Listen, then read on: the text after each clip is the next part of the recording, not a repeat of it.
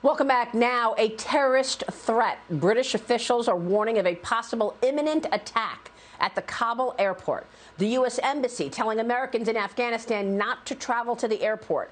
While the chaos continues abroad, here at home, Biden is facing his own political crisis.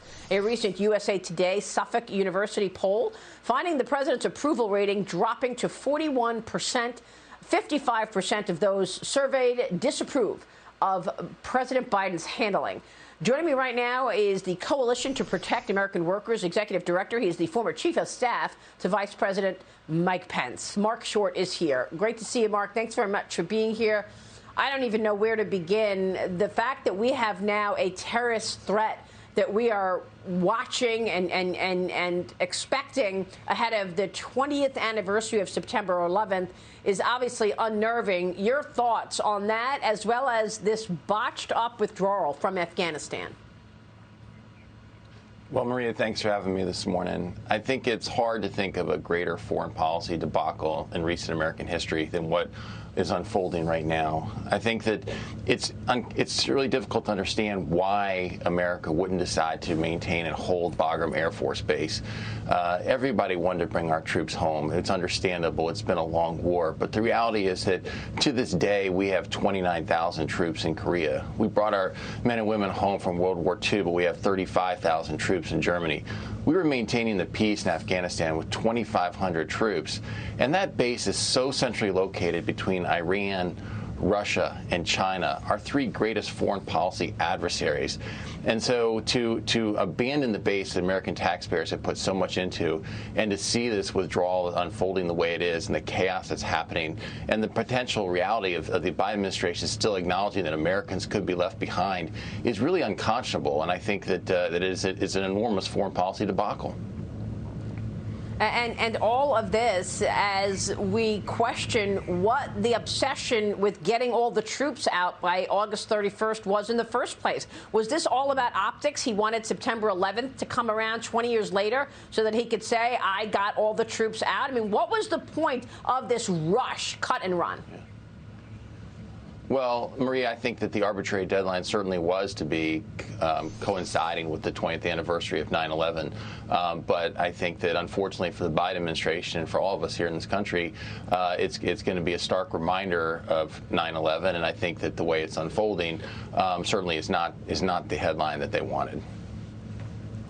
So, Marc, I'm wondering if you think that this debacle, this massive blunder, whatever you want to call it, is going to ultimately be a barrier for President Biden's economic agenda. Now, the House just approved the $3.5 trillion budget blueprint. They set a date for the $1.2 trillion infrastructure bill vote.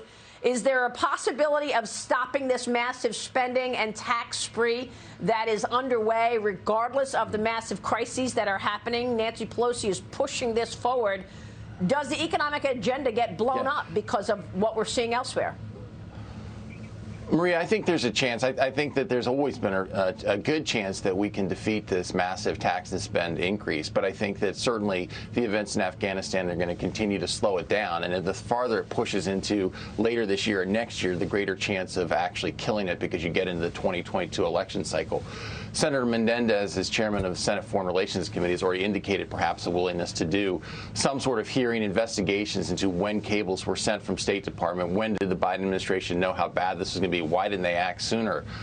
But if we can stop and pause for just a second, as I know you've covered on your show, the reality is that we've spent $6 trillion in COVID emergency relief over the last year. This budget really scores closer to $5 trillion, and just Congress is on the verge of passing another $1 trillion in infrastructure.